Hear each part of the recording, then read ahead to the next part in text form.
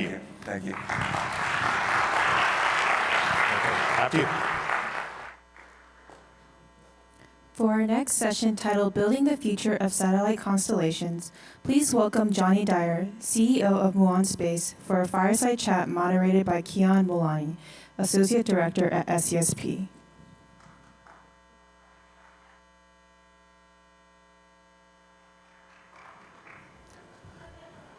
So I'll take the single seat. Okay, sounds good. After you, sir.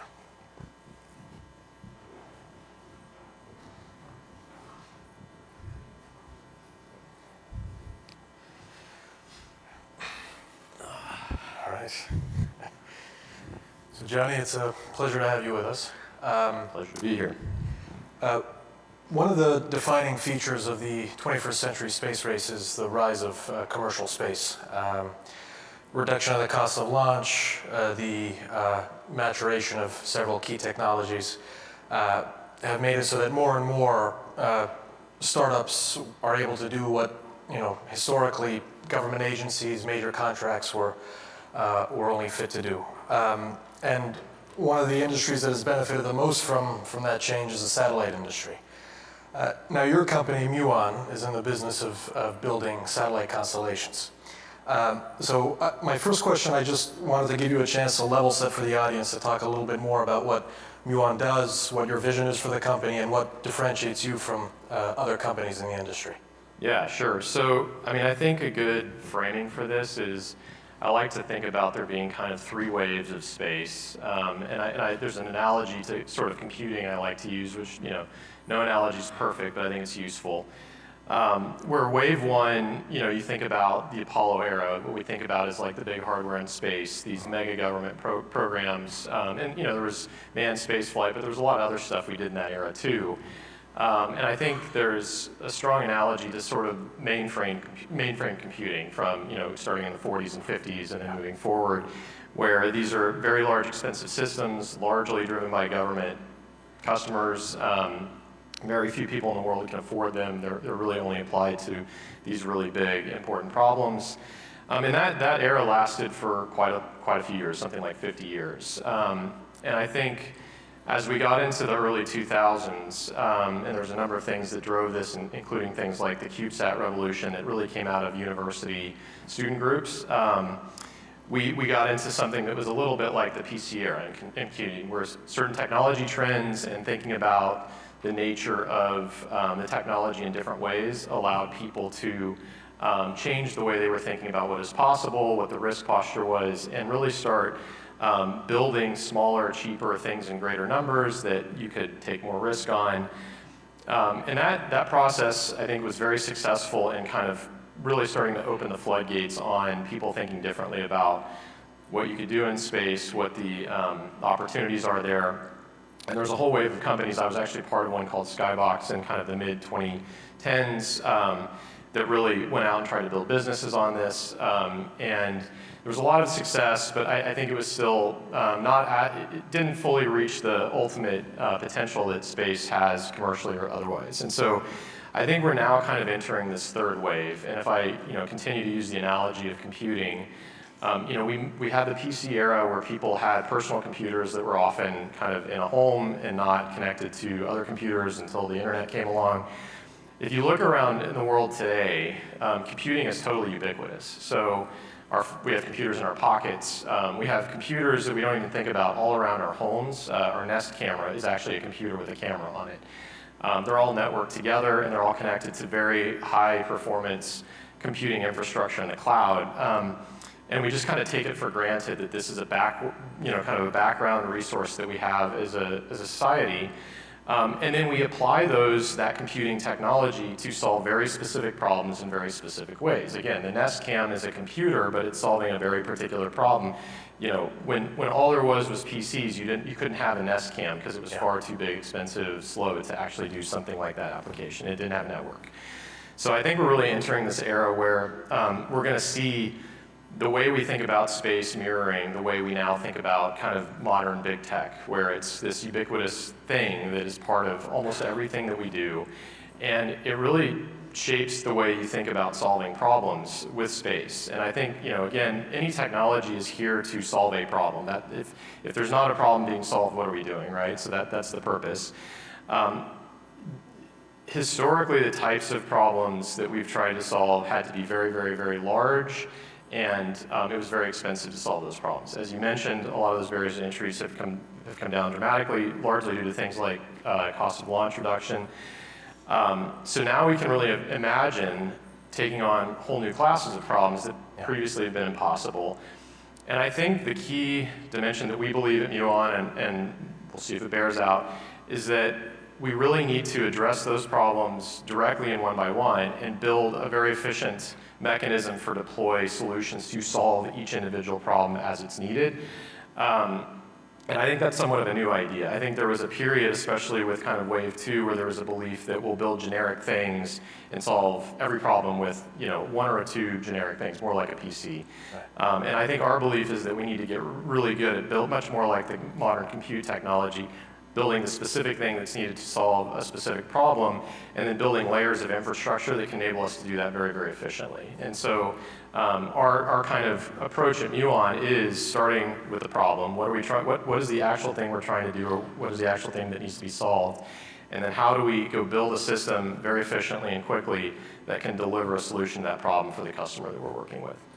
So pulling on that thread a little bit, so this kind of like turnkey approach where a customer comes to you and articulates a mission, a service that they need, and then you go and design and operate a constellation that services that mission. What gap can you speak a little bit more of the gap that you saw in the market when you first founded Muon, the specific problems that we're addressing, and how kind of the traditional approach that you kind of alluded to here of relying on kind of more generic satellite constellation architectures that were not tailored to specific missions. In what ways those fell short? Yeah, so I think our observation when we started the companies are probably kind of 3 key gaps. So one is standards, which I think is still a gap, but we're trying to address in industry over time. One is infrastructure, and I'll describe each of these. And then the third is a little bit more nuanced, which is it's really the importance of integration and how difficult integrating pieces is to an ultimate solution.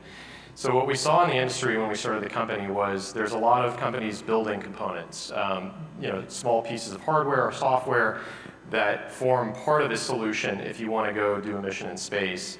But the kind of inevitable lesson from building for space is that integrating those pieces and making them work together coherently is the hardest part. And I think you see this in other technology as well. One of the reasons people love iPhones is because it's this incredibly integrated technology stack that includes the hardware, the software, the back-end cloud services, all of the pieces built together to interoperate and work. And that integration is often the hardest part. And so a big part of our observation was that we needed to solve the integration problem for this emerging industry. And if we can do that, then it really unlocks very non-traditional users, use cases, et cetera, to kind of take advantage of what space can provide. Now, Muon is developing satellite constellations for a wide variety of missions. You guys are servicing a wide variety of customers. You were recently awarded a SBIR by the U.S. Space Force for environmental monitoring missions. You collaborate with Google for your FireSat constellation. So if you could talk a little bit more about kind of the major missions and customers that you're servicing and give our audience members here a sense of the impact that your constellations are having in areas like disaster relief or emergency response. Yeah, so one of the things, again, a tenet that we have is that we want to be very broad-based in the types of customers we're supporting. I think that is a huge opportunity for the future. When you build for space, and this got covered some earlier in some of the discussions on the other panels, in a lot of ways, what you're building is inherently dual use. It's, even if you're building a commercial system, the technology is virtually identical to what we're building for national security systems or other things. So That's both a risk and an opportunity. We see it very much as an opportunity where we can build a common technology stack that can serve a wide variety of customers and use cases. Some of the ones that we're really excited about, so yeah, we have a long-standing partnership with Google and a nonprofit called Earth-Fire Alliance to build and deploy a global constellation that's really oriented towards solving the wildfire problem. And the wildfire problem is a really interesting one because it's a very complex interrelated challenge that's obviously affecting this country and other countries in a very big way. And we've identified that with better data from a very targeted space system, we can have a hugely outsized impact on how first responders, land managers, and a lot of the agencies involved in fire manage our relationship with wildfire. And so that's been a really exciting project. Some of the other types of things that we do, you mentioned the Air Force or the Space Force contract we have for environmental monitoring. Again, and kind of staying with the dual use theme, that's very interesting because it's leveraging the exact same technology that we're using on the wildfire satellites. So it's a multispectral infrared system. In that case, the users want to use it for doing things like weather forecasting, cloud characterization, theater imagery. But a lot of the core technology, the platform, the infrastructure that we're using to deploy that is identical. So it's a very good example of a kind of dual use capability that's serving both sort of a commercial application and a national security application. We also have a wide variety of other commercial customers doing everything from precision agriculture to what's called electronics intelligence. So it's a pretty broad-based set of use cases. Sweet. I want to turn the conversation over to another topic. So the way in which we design and operate satellite constellations seems to have undergone pretty drastic changes over the past several decades. You mentioned a few of the changes before in your response. So satellites are getting cheaper and more capable. Again, the cost to put satellites into LEO is going down. And kind of more generally, it seems like we're moving away from traditionally more monolithic architectures for our constellations to architectures that are more distributed and that emphasize things like adaptability, resiliency, that are networked, intelligent, if you will. So my question for you is if you could talk a little bit more about this evolution in the design and operation of satellite constellations broadly, and the ways in which new technologies, be they new sensors, new compute platforms, new algorithms, the disruptive effect that those technologies are having. Yeah, and I'll kind of stick with some of the analogy I was working on earlier in terms of this transition into Wave 3. And one of the things that we've done historically with space until very recently is start from scratch every time we're building a new system and build everything end to end, top to bottom to go address a new thing. And that applies to traditional government missions, but in many ways it also applies to a lot of the kind of first wave of new space companies that went and built entire bespoke stacks to go solve whatever problem they were trying to solve. You couldn't build an S-cam that way. To have your S-cam, you had to go develop a custom camera, go build the internet to connect it to some back-end server, develop a custom server that's only designed to talk. Like that would never have made sense from a development and implementation perspective. And I think where we're going is that we need to move more to a model where we're getting to standards and common infrastructure that we're building on top of in space. And the thing I like to think about a lot is if you look out 5 or 10 years, instead of having this kind of rat's nest of bespoke kind of self-contained systems orbiting the planet, I think where we're going to end up is we're going to end up with these layers of infrastructure that are standards-based and common that then we're building in a much thinner way particular missions on top of. And we're not there yet. In many places, I'll be fully open, we're having to build a lot of pieces of that infrastructure internally because they don't exist in the ecosystem. But as we look out, I think that's the opportunity. And I think there's the opportunities to dramatically scale up what's happening in space really rely on things like building those standards, building those layers of infrastructure, and then leveraging those rather than reinventing the wheel every time. One of the interesting things that I learned when I learned more about your company, you guys are collaborating with SpaceX's Starlink, integrating Starlink into your Halo satellites. And the reason why I found that interesting is because I think when most people think of Starlink, they think of it as a constellation network that is used mainly to service ground-based customers. And they don't see it as part of like this bigger orbital infrastructure that can also be used to service other satellite networks. So can you talk a little bit more about how you guys are using Starlink as part of your existing satellites and constellations, and how that speaks to kind of architectures for the future? Yeah, and I think this is a perfect example of what I was just describing. So, if the way that most satellites work today, it's a little bit like, a PC with a dial-up modem. You're flying around in space. Every once in a while, you have the opportunity to fly over a ground station, and you kind of dial the telephone number, and you connect to that ground station. You move some data around, and then you disconnect and go on your way. And you may not see a ground station for 20 minutes, an hour, or whatever. And so that's really fundamentally limiting in terms of how you think about building things and operating them. What this agreement with SpaceX will give us is really kind of the analogy being moving from something like a dial-up modem on our satellites to an always-on broadband connection. And that dramatically changes the way you think about what you can do in space, but also how you design the systems. And I think the FireSat example is a really good example of this.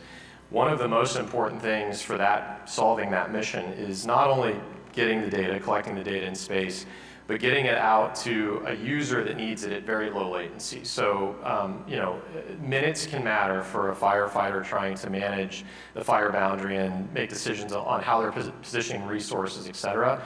And so any amount of time you can shave off, we now have a better measurement of where the fire is, how hot it's burning, how fast it's moving. Getting that to them quickly is absolutely critical. It's kind of make or break for the whole point of the system.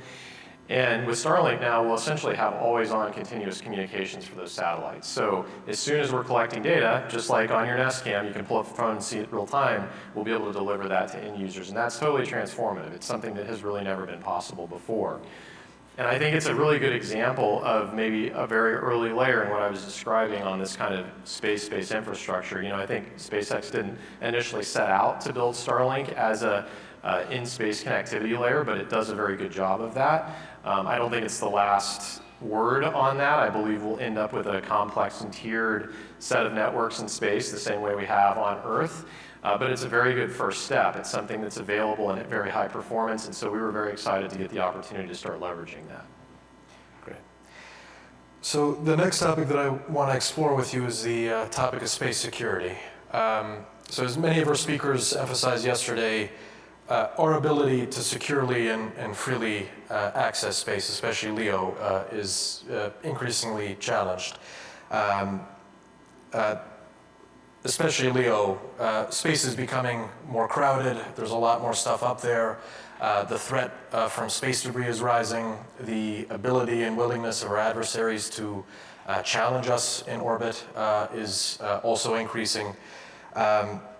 So you not only build and manufacture your satellites and constellations, you also operate them. So you have a firsthand look of kind of the threat environment in orbit. So I just wanted to pick your brain and ask you how you've seen that threat landscape in orbit changing over the years, and how this new security environment is changing the way that you build, manufacture, and operate your constellations. Yeah, and there's a lot of dimensions to this question. So, again, I think some of these topics got covered earlier in a good way, and I think there's need for better understanding about the threat environment on the commercial side for many reasons. But yeah, there's dimensions like space debris that you mentioned. I think sometimes that's a little bit overblown today. We don't have a huge problem with it as long as actors are behaving well in space. The problem really comes when we have actors behaving badly from a debris perspective, and there's been incidents of that, as was discussed earlier. I think how we protect against that is a big open question. But there's also a lot of other kind of more subtle threats that we have even seen evidence of with our satellites, things like jammers on the ground trying to deny service in certain areas. We actually, interestingly, and this is kind of a side effect more than a specifically targeted issue, but in many places in the world, our satellites have GPS on them, and we have seen denial of our ability to lock on GPS satellites in the world, not because anybody's targeting our satellites, because there's such strong jamming happening on the ground below us as we fly over. So there's all these kind of sort of subtle nuanced threats in space. I think some of the things that were discussed earlier are really important. Tight coordination between the commercial sector, companies like us, and a lot of the government agencies that are thinking about the national security aspects of that is going to be increasingly important. I don't think, as Christine mentioned, there's a fantastic forum for that today, and that needs to really be improved. And then in terms of how we think about it for our systems, I mean, we focus a lot on cybersecurity as, space systems become more connected, as I've described, in the same way that computers are a cybersecurity risk, and spacecraft have been historically, they're going to become more so. And I think an interesting data point there is, in many ways, the commercial sector can be ahead of the government side in cybersecurity, right? The big tech companies understand security at an extremely deep level and are able to kind of iterate and react to threats, in many cases, in a faster and more responsive way than even our government agencies can. And so we've adopted a lot of the commercial best practices for things like data centers and personal computing and implemented those on the spacecraft. That's typically very different than the way that a lot of the government systems are architected, so there's also sort of a compatibility question there. Okay. So the title of this summit is the AI Plus Space Summit. We believe that AI is the ultimate general purpose technology. And as part of this summit series, we wanted to kind of explore the unique implications that AI has for the space sector. So my next question, I wanted to highlight kind of the role of artificial intelligence and the way in which you use it as part of in the design and operation of your satellites. So can you speak a little bit more about how AI is currently being used at Muon? Again, for designing, for manufacturing, and for operating your constellations today, and where you see it being leveraged further in the future. Yeah, so I mean, first of all, we have the luxury, we're about 4.5 years old, of kind of being an AI-first company. We kind of grew up in the phase where now everybody's using AI. So in many ways, it's already permeated the whole company. We have an internal chat application tied into a bunch of our internal infrastructure that our systems engineering teams are using to do things like analysis and design. So there's a whole bunch of pieces like that that I think are kind of a core part of just what we do as a company. And I think that's going to be true more and more for almost everybody moving forward. And then there's some more subtle things. Again, one of the side benefits and or costs of this Starlink relationship is now we're able to collect massive amounts of data. The FireSat constellation is going to produce many terabytes per day of new data that has to be analyzed, sorted through, characterized, processed. And there's no possible way that humans can do that. So there's a bunch of investments we're having to make in things like kind of automatic detection and data processing for the data that our satellites will collect that is heavily leveraging both more traditional computer vision like AI and also some of the cutting edge, more LLM like AI. And then I think as we look forward again to this world where we have this layered infrastructure with heterogeneous compute, different nodes in space, different nodes on the ground, and splitting a lot of those workflows across those layers of infrastructure.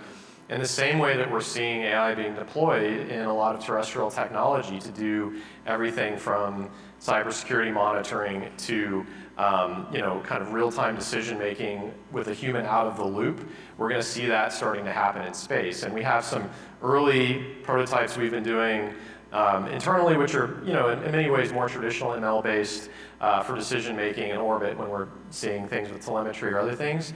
But there's a huge opportunity to accelerate a lot of that and really increase the autonomy level of these large numbers of satellites that will be operating in space over time. Okay. So we have a little bit more than a minute here, so I wanted to end the discussion just to pick your brain on the future. So what you see for the future of Muon and the future of your industry kind of writ large for satellite constellations. You spoke about it kind of in detail through many of your responses here, but you can be as speculative as you want here, but what do you see for the future of Muon and your industry? Yeah, I mean, I think that we're in a time right now that's really unique in the history of space, and I think we're on this kind of precipice of like a flywheel, a self-reinforcing flywheel in terms of what we're going to see happen. And you know, it's not easy to see where you are on that curve when you're on that curve, but some of the evidence of this is if you look at the number of satellites being placed in orbit right now, they're on kind of like a Moore's Law curve right now. It's roughly doubling every 18 months. I think that's going to accelerate, and I think things like starting to, you know, a lot of things I've already described, getting to these more common infrastructure layers and making it even lower friction to start deploying more things are going to open up applications that have not been possible before, and that's going to create a self-reinforcing loop in terms of the value of things being done in space. I think AI is going to be a big part of this as well as we increase the volume and types of data that are being produced. And so if I look forward 5 years, again, I think it's very hard to predict what that all looks like. But I think the important takeaway is, as with any technology trend, I think we're entering an exponential curve with space right now. And so a lot of the dynamics that we've seen in other parts of technology, whether it's computing, whether it's cloud computing, whether it's AI, are now starting to apply to space. And so we need to be thinking about the future in similar ways, where there's certain things you can predict over short time scales. There's other things you have to have a very broad mind in terms of things that seem totally crazy or impossible today, 2 or 3 years from now, might just be taken for granted. And I think it's a very exciting time to be part of the industry. I mean, I think it's probably a singularly unique time in terms of the development of the industry. Awesome. Thank you, Jonny. Thanks. Thank you.